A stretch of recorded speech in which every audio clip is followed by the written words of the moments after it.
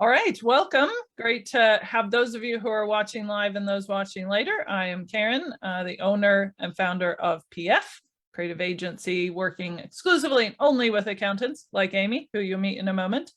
Jamie, you want to do a quick intro from yourself? Yeah, I'm a client marketing manager for PF. I live outside Chicago in the United States.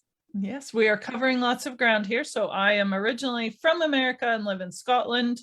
Jamie is from America and lives in America, as I think is Amy. So you're in Texas, Amy?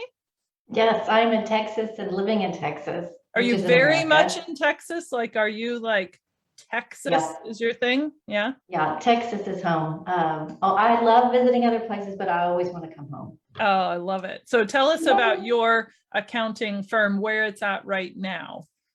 Okay. Yeah, we are virtually. We've got employees scattered across the state of Texas, but headquarters is here in Houston. A lot of people know Houston for the Space Center, of course, NASA, and we have great sports teams. And while we used to kind of be known as an oil and gas city, we're starting to become not only that, but we are kind of moving into this tech startup city, which is a lot of fun. We've had a lot of transplants come from California. Austin was kind of busting at the seams. And so Houston's a very affordable place to live. It's very family oriented. It's a super diverse city. We have a lot of people coming here because of the oil and gas to our city. And also we have a wonderful medical center. So it is a fantastic, busy city. There's a couple points that came out just from what you're sharing there that really just went bing in my mind, that you're saying it's growing, it's becoming this diverse and family orientated and tech businesses emerging, which I think from my conversations with Jamie really relates to your choice of audience for your accounting firm. So talk to us about let's go back to, I mean, you can either go back to the very early days or just sort of early time of what your accounting firm was. You even had a different name at that time, didn't you? When you started. We being me did, yeah. The royal we. The royal we.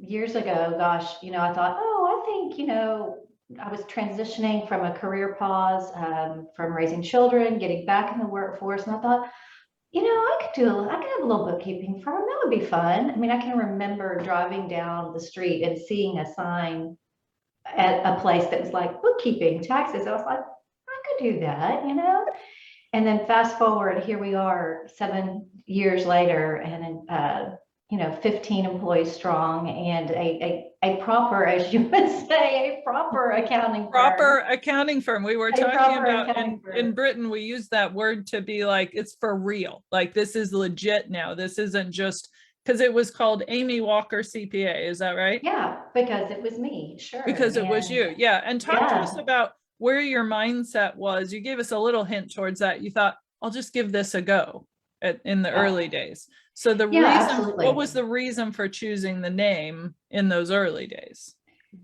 Traditionally, accountants that are offering what is considered a public accounting service, a tax, an outsourced bookkeeping, audit, things like that, the firm is named after the owners or the partners.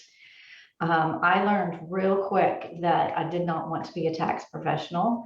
That's not my jam, and they're, God bless them, because they are so smart, and that is not me. So that was one. I mean, I knew from the beginning I didn't want to be a stuffy, traditional, old-fashioned accounting firm. And so that, while I started with that name because that's what traditionally you do, I think probably from the beginning I was like, I don't know if I want to do this. I don't know if I want. I don't want everybody to think it's just me. Okay. And how far along were you in your journey when you identified that you weren't sure if you wanted to stick with just the Amy Walker CPA? I think it was probably like 9 months in when I hired my first employee.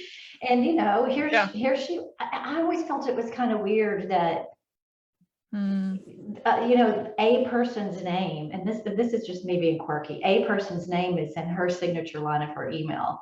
I was like, it's more than just me. And then it comes back to bite you, because as you start growing, people say, they think that they're just going to work with you. I mean, I don't know, Karen, as you were building your business, you may have thought the same thing, that every time, if it was named after you, they thought they're working with Karen. Well, interestingly, from our side, even when the name is different, we were called The Profitable Firm. Now we're known as PF, and we use that very simply. Even still, we've had to work for years, and Jamie knows this, we've worked for years to get to the point where the core relationship with the client is with the client marketing manager. And I get to come in and do fun things like this, or we have a chat because we want to, not because something is in danger and, the big boss has to swoop in. And it has been a good bit of hard work. So, encouragingly or disencouragingly, however that feels to accountants who are considering that, the name alone doesn't fix the problem. But what the name does is show what the thinking is. And I remember when you came to PF, actually, I don't remember, maybe both of you do, I don't remember if you came going, I know I need to change my name, or was it just a thought at that time? I know, Jamie remembers, because it was the last time we were at QuickBooks Connect. So the last time we were at a convention, so two years ago. In former times when we physically got together, yes. Yep, I went and attended one of y'all's side sessions. Y'all were working with Go Proposal, I think, and talking about the authoritative accountant. I knew I needed a rebrand, so that was what, November, and I was like, I want to rebrand by January 1. Done. New name, new logo, piece of cake, right? I was like, because sure, let's talk about that. I can see Jamie being like, talk more about this. Tell me more about that, Amy. I know. And she's thinking, no way on this earth is that happening. Yeah, no, I had no idea everything that went into it. Like a lot of clients that come to us, I can't tell you how many times I hear a business owner say, I had accounting classes, I should be able to do this, or I have an accounting degree, I should be able to keep the books for my company. That's the same thing. I told Jamie, like, I used to think I was a creative person, and then I started like working with some creative clients, and I realized that maybe I'm just crafty and not creative. I do believe every human is creative, but the creativity that we have is very different. I mean, we were talking about this in a team meet recently, and one of our graphic designers was saying, well, I look at the work that one of the other graphic designers at PF does, and then I start to go, oh no, am I being creative enough? So it doesn't matter what level of creativity you have or what the world imagines you have. We still doubt ourselves on all of those. We know, though, for accountants, you might be thinking, it's not my job to be creative. I'll just hire PF. They'll just, we'll pick a name, we'll do a logo, piece of cake. So what did you learn about branding, even in the early stages, that began to change your perspective on what branding and renaming really involves? Yeah, it was so nice from the beginning, almost a relief that you take the ego out of it. It is like y'all always say, and now fully embraced it, our branding, our message is not about us. It is about our potential or our avatar, our ideal client. And that is like almost such a relief. Like, I don't have to be perceived as this, Coopers and Lybrand, Price Waterhouse firm, but we are speaking out to the audience that we want to work with. And so that was kind of cool to see it in that direction. And again, I know it just brushes the surface. I had no idea everything that goes into it. And I mean, for weeks, I think y'all just listened to me banter on and on about this is what we do, and this is who we are, and this is what we want. And y'all just sat and took notes and absorbed, and then somehow cobbled this identity out of it. It was very cool process. But it did not happen in a month and a half. It did not. Yeah. So warning for anyone listening, that will not happen. And I think what you've highlighted there is part of the reason why, because if the brand is yes, it is for them. And we love when clients repeat back to us, the messages that we're working on, because it isn't enough for us just to say it. You need to believe it and own it. But you've come to own that because of that process of branding. It sounds like you found that Jamie and the team were like, well, in order to get the answer to the question, we need to ask a lot more questions. And talk to us about what you learned about audience. I think, Jamie, you were mentioning that, the sort of focused audience and Walker Agency has now is not what it was before. So what were your sort of thoughts and feelings about your audience in the early stages? Well, I think the early stages for any firm owner is you will take any clients you can get. And so you think in very big, general, broad terms. And that's definitely where we were. And I think I was so worried about how we were perceived. Again, so inwardly focused, ego driven of we are this and we want you to know this about us. And that once you take all of that off the plate, A, it's a relief. And B, it just starts focusing, shifting your focus of this is why we're doing this. This is why we word it this way. And I can't tell you, once we started doing that, and I even just the way I talk, like I still do my Instagram page because that's my crafty creative outlet. But I will hear from our clients, oh my gosh, who is taking care of that for you? Because it's just like, so you've trained my brain to think differently. You write differently. And it's perceived differently. People take notice because you're not just shouting at the world, this is who we are. This is what we can do for you, or what do you need? How can we help you with it? It's such an interesting point about taking the ego out, because a lot of accountants would be in that place of, but I do need to be perceived this way, and I do need to be seen as professional or experienced or friendly or whatever it is they want to be perceived by. So how did you get from a point of, I do have to be perceived this way in order to get business? Like, what was it that helped make the biggest shift, would you say, towards going, oh, I see the benefit of turning my attention? So we started down this path earlier, and I think I spun off, but our niche is tech startups. And they are very unique in that at the beginning, they outsource everything. And so if they get a good referral about your service, they already trust that you know what you're doing. And if you come in all buttoned up and, spit shined as we used to back when we were a little bit more proper, the way we did business, it's almost a put off because they're moving and shaking fast. They just trust that you know what you're doing. And so the professionalism is assumed. The skills are assumed. If Vin down the road said, hey, this firm knows what they're doing, call them if you need accounting help, they've already taken that. And then if they go see your marketing stuff and it backs it all up, you can kind of relax a little bit, which makes you much more approachable, which that's the direction accounting needs to head. We need to be approachable. We need to be easy to talk about the things we're experts at. I love it. I love that beautiful concept of there is a level of trust that they have for whatever reason. Maybe it's a referral. Maybe they've looked at your website and your socials. Maybe they've met you. Maybe they know somebody's met you. There is a level of trust, and you are building on that.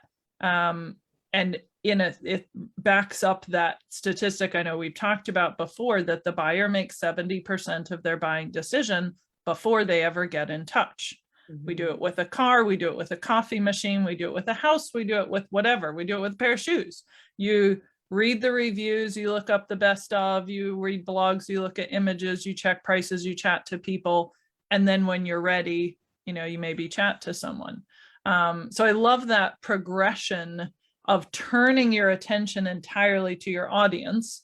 Are you exclusively focused on these tech startups now? Where are we at in that journey? Amy's like, you tell me, I don't even know. Well, I know, but I can't even, it kind of makes me want to throw up a little bit. Is it a tough idea to think of focusing exclusively? Yeah, Jamie and I have been talking a lot about this lately. So tell Karen what you told me about it's okay to change the wording to. Yes. Yeah. So, and this is still very fresh. Like my hands are a little sweaty for you right now. We're in the, I love this though, because just a pause here before Jamie shares this. This is how marketing goes. This is how branding goes. This is how websites go. This is how choosing your audience goes. Nothing is ever completely locked in stone because life isn't locked in stone. Business isn't locked in stone. The last year or so has shown all of us that we got to hold everything with an open hand because you just do not know, and you do the best you can with what you have. So I just want to encourage you, Amy, and those that are watching this, like if you think, oh, I'm going to, figure it out myself or work with PF or whatever, I'm going to figure it out and I'm going to get the answer. And then I'm going to, okay, maybe you will. And then 2 months later, or 2 days later, or 2 years later, something will change and many things will change. So it's okay to be in the, I don't know, or I'm not sure yet, or this terrifies me. And let's talk about those feelings because that's what will get us to an answer, even if it's not the only answer. So Yeah, Jamie, you were going to share. No, that that fits so well too. Is we did the brand, we did the website, and everyone was happy, and it fit really well. And now it's been about a little over a year now that the website launched, and we're like, as we've been working, we're like, okay, it's time to make the move. It's time to go all in on tech because one, those are the very best clients that Walker Agency has. They're who they love to work with. They're who they work the best with. They can serve them really well. And two, like it was just, it's always been this thing like in the back of your mind, Amy, of like, okay, I got to do this. I got to do this. And it's like, all right, at some point, me as your client marketing manager has to be like, Amy, it's time to do this now. We're going to do this. Go, right? fly, go. I love do it. that Yeah. reminder though. This is not PF telling you what to do because that is, as you know, that's not how we work. The answers are in your head. They're in your mind. Absolutely. And also it is our job to, push and question and ask. And when you are ready and you don't know you're ready, or when you're close to ready, to get a hand to go, okay, what if how might we, what's the next stage? So Amy, tell us about some of the fears and, concerns that you have about going exclusive in this area and saying no to other people.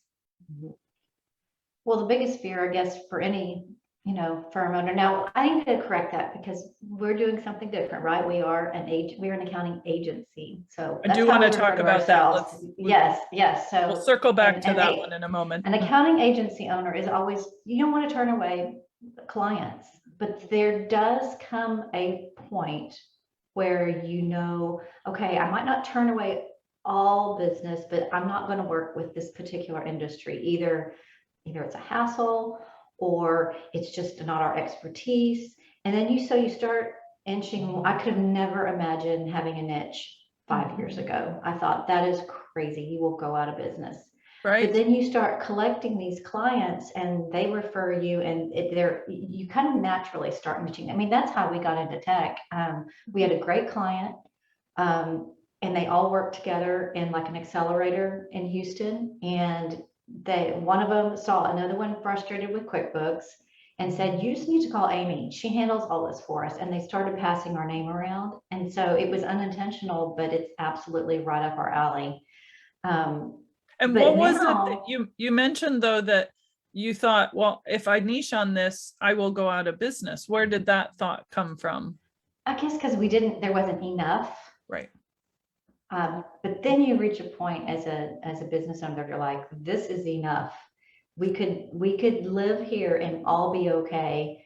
But most firm owners are driven and they want to push to the next level. So right when you start getting comfortable, you're like, okay, now let's focus. Now we've got a system. Now we've got a system that works with these people. And now it is a relief when a restaurant owner pings me through our cool thing on our website that y'all built for us with our online form and says, hey, I opened a restaurant, interested, that I can reply back and say, thank you so much. That is not our specialty. Let me refer you to my friend, Chris Maxey in Massachusetts.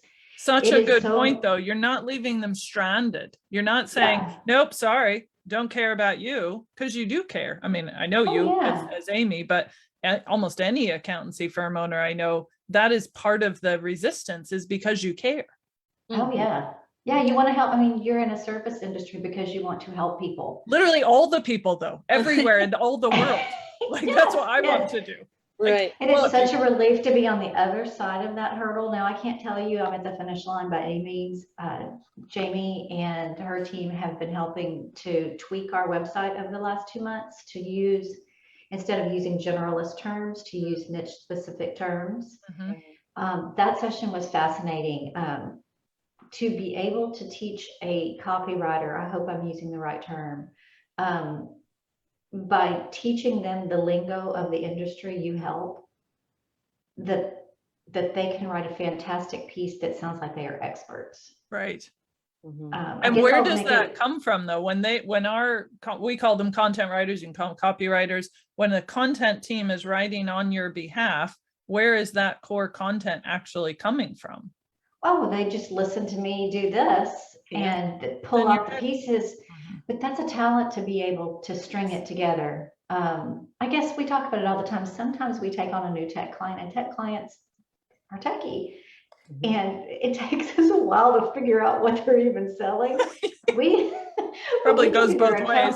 Yeah, and we can do their accounting all day long. I'm like, okay, now what do you do again? And what are we supposed to do with that? If you can explain it to a 7-year-old, you're probably good. And Yeah. I've always struggled with this because, you try explaining to a 7-year-old a creative agency that exclusively serves accountants and helps them with outsourced marketing. And they're like, what? So when you just say, well, all of our clients are accountants and we help them work with the people that they love. I'm like, oh, okay. I guess I get that as far as I can. And it works for you. My daughter is like, I can help you with your work. I can make things on Google Drive. I'm like, oh honey, that's really sweet. That's great. Sorry. Totally hired. Yeah. All you need to do is like be related and have a PF t-shirt. You're good. Exactly. My 24-year-old software engineer moonlights as our CTO. I will call him and I'll go, okay, hey, look at this new client. Let's talk about this pitch I'm putting together. Can you explain to me what they do? And he's like, well, I think it's this, that, and the other, but just go ask these questions. Which is really interesting when you think about marketing. That's what we're all trying to do. It's what PF's trying to do. It's what Walker Agency is trying to do, is to explain very, very, very simply who you are and what you do and how you do it and the problems that you solve. So now that we've looked at the audience, so you had a broader audience and you realize that there's not only enough business for everybody, there's more than enough business for you, even in this area. I'm even guessing from what you shared that you could even potentially down the road go more niche than that. Probably, yeah. So our specialty is starting with these founders when it's literally the two of them, their checkbook and an algorithm. And it may be like a $500 a month client, just keeping them compliant, but growing with them all the way till they need to build out an accounting department. So that's, I guess, the niche within the niche right there. And do you share that with them at the beginning? Do you show them that whole journey? Yeah, we do. We are figuring it out too, because we are right there with them. That was another great idea. Okay, so at one point we've rebranded, we've ordered the cool cups. Jamie, show Karen your cup. It's so cool. Yeah. Yes. Whoop, whoop. Every single day.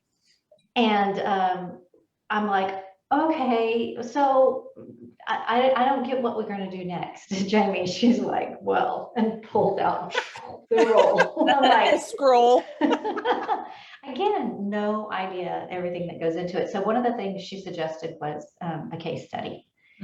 And that has been a fantastic journey. And I was a little hesitant. So we wrote it. She gave me the outline. I filled in the blanks. And then I was a little hesitant to show it to the actual client. I know we needed to, because no client wants to just see their story. But I was a little hesitant that they wouldn't be interested. They were so excited. And the CEO of that company, he was like, this is amazing to see this on paper. He said, just what we've done and this journey you've been on with us. Mm-hmm. So that piece, which is in the final editing, it's going to be powerful because it's Case gonna, studies are huge because Yeah. they give proof to all these things we've been talking about. So you're saying, here's who we are, here's who we were, we've changed, we serve this niche, we promise you we will do this, we vow to do this, we stand by these things. And a case study, you know, is actual story and numbers and proof behind that. Talk to us about the Walker agency thing. So when if we circle back a bit to the early days with when you were working with PF, you were Amy Walker CPA. I remember, and you know, Jamie does, that there was some like, well, it isn't just me anymore. What could that look like? Did you have thoughts in your mind as to what a new name could be, what you wanted it to be? Where was your mind with that? Sure. My first thought was I want a more inclusive name for our team. I want them to feel like they're working for a company, not for a person. So we started down that path. And we also had a little branch of, if you're a CPA in the state of Texas, your name has to be something specific because of those rules. Mm-hmm. So we talked about, do we just ditch being an accounting, like a recognized CPA firm, and do something different? Then you get into all kind of hand ties of, can't use the word accounting, you can't use an advisor, you know, whatever. So we talked, God, for weeks about Naming sessions are not for the faint of heart. Let's just yeah. People who imagine like, so I'm going to just go on a walk and it's going to come to me like this light bulb just landing, and then I'll share it and the PF team will be like, that is the best name we've ever heard of, and then we will have our new name. That's sometimes how we imagine. Did you imagine that your naming would sort of just come to you? Yes, and then every time you mentioned a walk, every time that we got together and y'all made suggestions, what would I say? I need to walk around with this for a bit. Yes. I need to feel. I love that. I need to see how it fits, how it sits. And I was hesitant at first about. Well, I think I loved the word agency because it was different. Yes. It was not firm. It was not and associates. Mm-hmm. It was different. It would catch somebody's eye. Mm-hmm. So I loved that. And then I like the little bonus was what my logo was before with the A and the W. We just got the flip. And I love that because of the sharp, you know, it's pleasant to the eye. But I was worried about, again, my name being in it. Because, right. And what were you fearful might still be the impression if you went with Walker Agency? What were you fearful that people might still think or perceive? My first thought was the people that work here. Uh-huh. I want them to embrace it, to feel part of things, and not like there's this overlord Walker that is, you know, in everybody's business, because that's not the way we are at all. And then the second thought was, again, am I ever going to be able to let my team do their thing if everybody thinks they're going to work with the person whose last name is Walker? Yeah. And how did you move through that? What helped you to come to, because clearly you are Walker Agency now, and my understanding from everything you shared is that you love it now, and this is who you truly are. What sorts of things and mindset shifts helped you as you made that shift? Well, I remember I was in a session with Jamie and Kendall, and I said, and I was still on the fence. It made sense theoretically, but I was really honed in and focused on my team. You know, I want them to feel like this is their company that they work for. And I said, okay, Jamie and Kendall, if you worked here, would you like, how would you say this is where I work, and say the company name? And Jamie, I think you said, I would just say, yeah, my name is Jamie and I work for Walker Agency. We're an accounting agency. And the way she just said it, and it just kind of rolled off her tongue just very casually. Again, with the ego thing, you quit hearing my name so much as you heard a company. And then I can't remember who said it. You know, you were like, you know, it will naturally abbreviate itself. You're going to people are going to start calling you just Walker or WA, and that has started to happen. Right. Interesting. Well, I mean, that happened to us at PF. Like, you know, initially chose the name The Profitable Firm in like 5 minutes, accounting firms, yeah, we want them to be profitable. Yeah, good name, fine. And then 5 years later, we did a proper rebrand. And we considered every name you could possibly consider for months. And finally went, no, we're sticking with The Profitable Firm. And then 2 years later, we did another like update on the brand. And we realized that we and other people were naturally calling it PF, and our email addresses were so long and so cumbersome. And I think that's such an important point about your brand, is that it has a life of its own, that you don't actually get to control every element of your brand. It does things without your permission sometimes. Yeah, but it's kind of cool. Yeah, I love it. Okay, so accountants will love this in the fact of when it's time to, okay, so you've talked to somebody on the phone and you want to follow up with them. It is so nice to have like a bag of tricks sitting over here waiting. I came to Jamie and I said, okay, I was working with a vendor that I had a discovery call with them. And immediately after we hung up, I got an email and it had their digital flyer on it. And I sent it to her and I said, this is so impressive because I know I can go back while they're thinking about their proposal. I can look at their flyer. So Jamie helped me put that together. We call it our manifesto. And I get so excited after I've been on a call to send out that standard email, attach that manifesto, and people are so impressed by it. It's coordinated, it's pulled together. I know what color to use. I know if I'm making a template for the team to use, I go get our color and our branding and our logo, and it just makes you feel, accountants like to feel put together. It just makes you feel put together.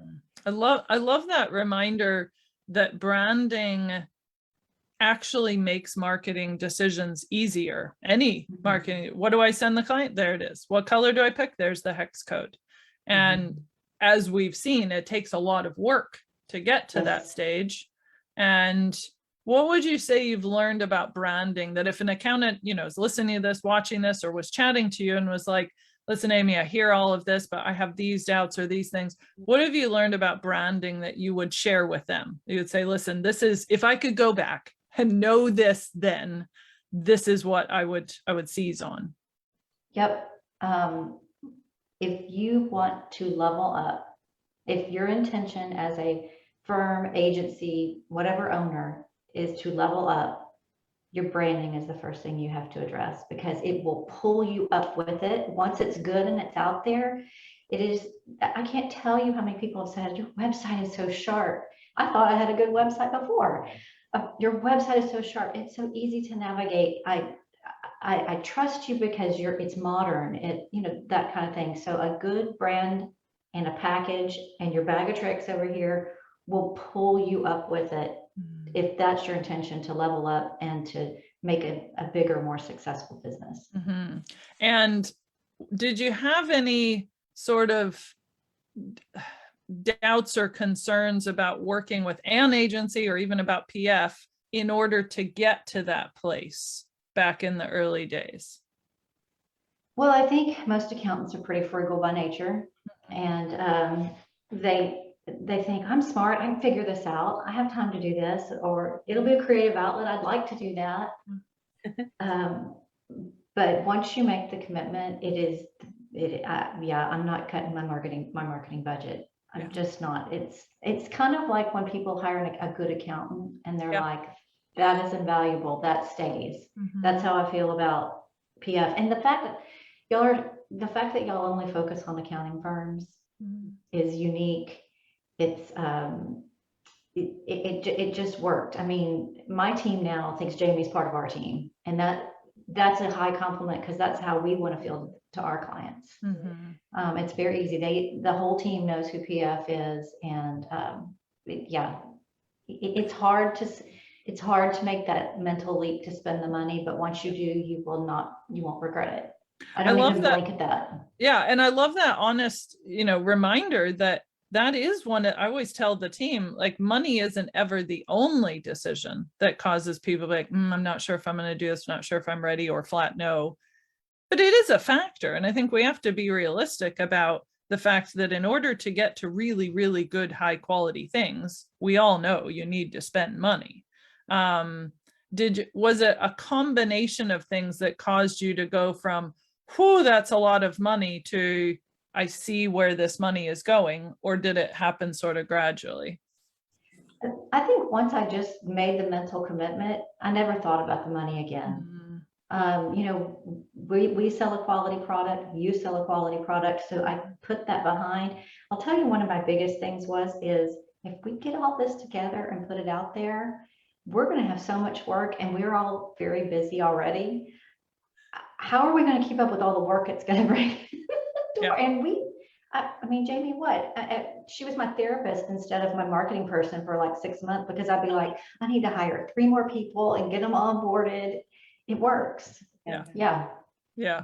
We do use the term marketing therapy, and we're using it more and more because the personal, I like that point there, that the personal things that are going on, whether it's just, you know, your personal life, the team members that you hire, the brand you're working on, all of those, they're so interrelated that it never is as simple as, do I hire somebody? And Jamie saying, yeah, sure, whatever. You know, everything is, well, let's ask more questions. Let's go back to your audience, your brand, who you are. And I think, you know, this is partly why we wanted to have this, was to help show other accountants that the journey is long and it is very rewarding. And there are fears and concerns and what ifs all the way through. And our job is not to just, you know, disappear those, but to dig deep and figure out what's underneath them. Is that fair, Jamie? Do you have anything to add to that? Yeah, and I wanted to circle back again to when we were talking about ego and all those things, because Karen, you and I have had a lot of conversations about this recently, and it can't go without saying, because we've just been mulling it over so much. It's that transition where you go from being perceived as to just being, and letting that be so real. And that's why we do all of that digging and, you know, you say like yammering on or whatever, but really it's, you know, it's getting to know you at a deeper level than just like, well, this is who I think I am. And we start to download all that stuff from your brain and clear that out. And then you go deeper, and then you go deeper again. And it really is, it's just pulling out who you actually are. And then you just live into that. Mm-hmm. And then you're like, whatever, if someone perceives me as something I'm not, that's fine. There's the door, you know? Mm-hmm. And I just love that, because that's, you know, that's the accountants that we work with that do that and really dig into that process are the ones that get results like you have, Amy, because they're just living into who they already are. Yeah. They're forgetting about all the other noise that's coming at them. Yeah, talk to us about some of the results that you feel you've seen, either, you know, just kind of feelings results and happiness results, or even numbers results that you've seen. And this is always a tough one. I always want to be careful with this, because a lot of what PF helps accountants with is there's so much foundational work that's done, and everything builds on each other, and any victories you have are your victories. We don't take responsibility for those. We get to celebrate them with you and be glad that we got to help contribute. But how do you look at the results, and I put that sort of in quotes, without going, well, I spent this money and I got this money, you know, because I know that's not your approach to ROI. Sure. It leveled us up. With the branding and the packaging and the professional presence, it just made us who we knew we were all along. It showed that to anybody that was interested.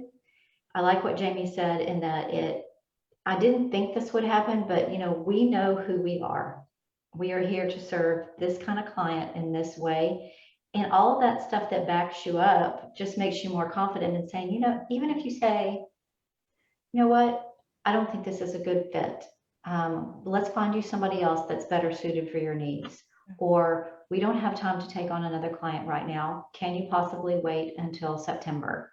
Mm-hmm. The confidence to be able to say that, a lot of the branding and all the stuff that your presence, your professional presence kind of just backs all of that up. Like you said, there are plenty of beans to be counted in this world. No good accountant should ever go hungry. But you do get to a point where you just, you want to be particular about who you spend your business life with. And if all of that just kind of backs you up, all of your branding and your presence and everybody on your team knows this is our product and this is what we're putting into the world. You know, we've doubled in headcount since first started working with you. We are about doubled in size. Revenue wise, recurring revenue. So we could have as much business as we want to, and we have a waiting list. And a lot of that has to do with this branding just kind of made us sure of who we are and what we're putting out there. And that, like you said, if you're not in our niche, that's okay. We can find somebody else to help you. Oh, I love that. It's a beautiful statement there, where when you think to even just the earliest stages of this very interview and you're going, this is what we were wondering, and we thought we'd go out of business. You know, you had this fear that if you go this way, there will not be enough business and we could go out of business. That's a risk. And now you're telling us that you have all the business that you, not just business, the right kind of people, the people that you love. Good clients that we want to work with, we want to help. Yes. And a waiting list. And the waiting list is beautiful. People, I'm sure you're finding this, people are like, oh, they must be kind of a big deal, because people who are a big deal make other people wait. That's how it works, you know? Yeah. You don't just instantly drop everything. So one good example is I never felt like I could ever tell a client, you've gotten too big for us. It's time for you to hire your own internal accountants. And we are there this year with our biggest client. And a year ago, that would have scared me half to death, because I would have thought, okay, where are we going to backfill that revenue? And also, more importantly, we're just going to miss those people because we like them so much. But with all of that waiting, you don't have to ever work. The machine continues to work in the background, and then you can best serve your clients, even when that's saying, hey, you know, this is so much now, it would be smarter for you to hire internally. Which is also beautiful. It fits, you know, one of PF's pillars, or we have 4 pillars, is integrity. And part of integrity pillar is saying we have to be able to do our best work. And the moment that we're not able to, we will do everything we can to send you to somebody else, step up the service we're doing, whatever it takes, because it's not about getting money and clients. It's about serving those people in the way that they need, even if they don't need you at some point. Yes. Yeah. Which takes the ego out. It does. It does. It's a relief. Yes. It's a relief. Just to know who you are, be able to put it out for other people to succinctly, quickly see it. And then everything you do through communication, through posts, whatever, it keeps reinforcing it. I love that word, relief. We talk about, you know, marketing is a responsibility of an accountancy firm owner, but we don't want it to be a burden. It ought not to be a burden. And if it is a burden, we've got to work on what is burdening and figure that out. I had another question for you just around the Accelerator group that we do. Because we're at the point now where we encourage all accountants to go through Accelerator. There's Foundations Workshop, which I think with the timing wise of how we've crafted Foundations, it maybe wasn't called that in the early days, but you've done the pieces, you've done the branding, the website, the goals sessions. So what was your sort of journey with PF like? Because you didn't start with going through Accelerator. You started with some workshops and then you came into it and you sort of crossed those over. How did that sort of come about in your mind? Yeah, you're right. We did a branding session, all of that, which is part of the Accelerator. So the first part was just reinforcement of what we had already done. And that was just a timing deal because I wanted to rebrand by the new year. And then the deeper part of Accelerator, I almost need to go back and take it again, because I was so in the middle of rolling out a rebrand that I know, like, okay, I've done like kindergarten and first grade of marketing. And I see like we're the people that are creating content all the time. And like that whole list of things that Jamie has for me, to understand why we're doing it makes me so much more motivated to do it, but because I get it. And The marketing stuff I love. I mean, Jamie knows that I always save the last week of the month to be able to dive in because I want to do it right. Mhm. And that's the part to understand why we're doing it right. That's the part of the accelerator that we brushed on at the top that I need to know. I need to go get more information on it. Oh, I love it. This is why I can safely say, this is why we're having this interview with you, Amy, because, for us, you do embody the kind of accountants we love to work with, because one of the things that we love about an accountancy firm owner is one who says, I'm never done learning. This is not, oh, I did Accelerator 3 years ago. Not only does Accelerator change, although the core elements, you're not going to come and be like, oh, never heard this before in my life. But you will go, oh yeah, I do remember that, but things are different now. Things are different now for me, for my firm. And we've actually found that the firms who have gone through Accelerator 2 times, 3 times, usually they end up bringing their team. So maybe the second time around, they bring a team member. Sometimes people do that the second time, and then the third time they have the whole team. And maybe not everybody comes to every session, but it's because, and this circles back to what you're saying about Walker Agency. The company is not just for you. Your team are a huge part of that. And so your marketing, your team are a huge part of that too. So not only do you want to know why, your team need to know where this comes from. And I love that. And I would encourage any accountant who's taken it before to take it again. I love that that was just sort of a spontaneous thing. You're thinking, oh, maybe I do need to, because you're going to have different answers this time. Yeah, different perspective. Knowing what I know now, I was so kind of still in the weeds with the branding and all of that and the things that go with it. Yeah. I could pay attention better. Yeah. To the, like, what comes next. Well, another thing I love about these interviews is we're not trying to paint this perfect picture where everything went according to plan. That's not how life works. That's not how marketing works. That's not even how Accelerator worked for you. Some people just do Accelerator and they get this mind-blowing new realization and then they change things. You did it a different way round. And that's okay, because you come and then you circle back and you come and you circle back, but you're always moving forward. Which leads us to what do you feel right now you're moving forward to? You made a lot of progress. You've changed some things. You're leaning into the best of who you are. What do you see coming that you're alert to, you're thinking about, you're curious about in your marketing or in your business? Content creation. That's where I'm diving in next. And Jamie, bless her heart, she's so patient with me, is dragging me because I'm like, I'll get to it. But I'm ready for this machine called Walker Agency to start running itself.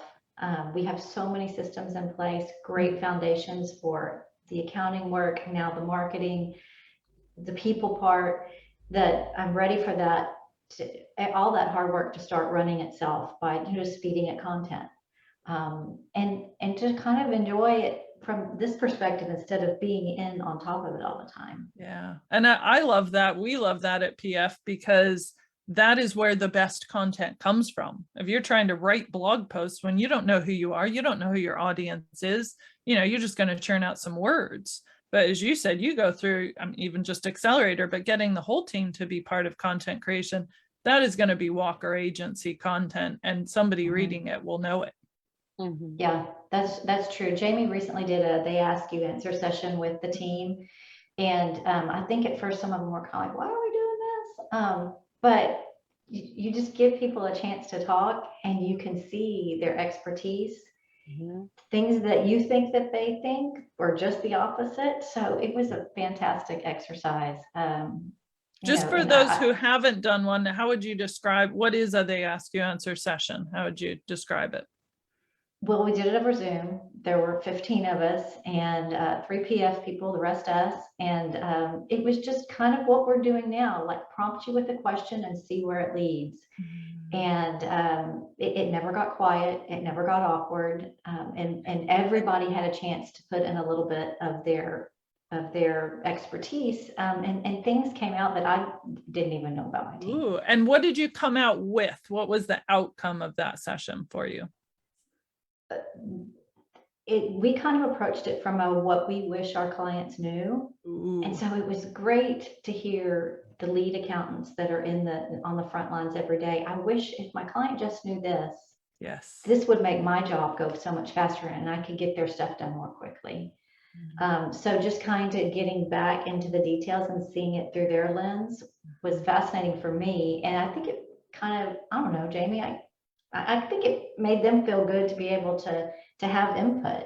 Yeah. Yeah. I really thought, like, I think so often with teams, they don't know how they could possibly be a part of marketing. Yeah. And for you, like, wanting to make sure you're not like, hey guys, now we're going to do a bunch of things and you all got to do this and that and that and that, the other thing. But like me watching and you watching each of your team members talk, and you can just see, like, the one, like your payroll specialist, like, she just lit up and she was, she could have talked the whole hour by herself. And I'm like, I bet, you can tell, like, I bet she'd do a video on that. And you're like, yeah, I think she would, and it's like, you get to know the team a little bit better, and you could see where they would be like, oh yeah, that might actually be really fun to do. Which is a reminder that, and I feel this whole session we've had today is a reminder that like you said at the beginning, marketing is not for you. Your brand is not for you. And actually, when you relax into that, marketing doesn't become this stressful burden. It becomes this like, oh, okay, then I'll just do the good work that I'm doing and share about it in a little different way so more people find it and connect with it.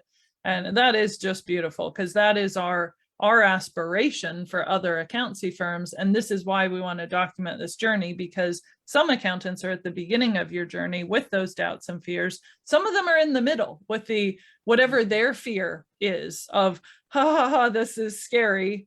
And then some are in a place where you're at, and we have some firms we are working with and have worked with who are also doing that. Okay, now is time to involve the team more. And that beautiful progress of, you start learning, you start exploring, you involve the team a little bit, you involve the team a little more, you move into content creation.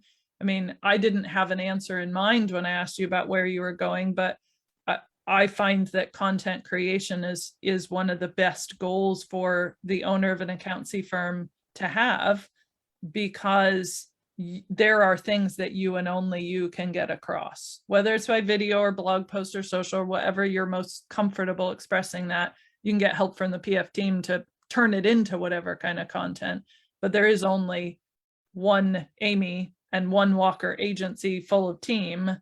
And we want to pull out from what's in your head and their heads so that your best clients come to you for that. That's right. Great. Any final, if you had one thing to kind of share with accountants who are feeling marketing as a burden right now, they're feeling as a burden, they're going, I'm not getting a return, or I don't know what kind of return to get, and it's all hard, and I've tried this and it hasn't worked. What kind of encouragement would you give them? Okay, so this is twofold. Consider your marketing the way your clients consider your service. It is a specialized service with professionals that know what they're doing. It is worth an investment. And then the second part is, accountants like a process. And I thought, with accountants, a debit, a credit, we balance, we produce a financial statement. Marketing is a process, but it's an intangible process. There are feelings and unknowns and impressions involved in it. And if you can trust that, even though it might not be a straight line from here to here, you may do this, there is still a process. Just trust it and let the experts deal with it, and you will be much happier. Eventually you will get to relief stage. I love it. We do actually have one of our assets is a little squirrely journey line, because that like success doesn't look like this, it looks like this. But I love that reminder. There still is a process though, because even if it's a bit squirrely, there is a line going through it, and you will come out to the relief stage. So that is beautiful. Amy, thank you so much for sharing this. As you can tell, we could talk all day long, and hopefully one day we will in person. But for now, we appreciate you sharing all those things and giving of your thoughts and experiences, and for your transparency in it, and sharing what was hard and what was good, so that other accountants can hopefully not have quite, have some of the things that you had to go through, maybe move through those a little bit faster and have their own areas that they work on. So thank you. Absolutely. And This was a greetings to blast. the whole Walker Agency team as well. Thank Thank you. you. Thanks.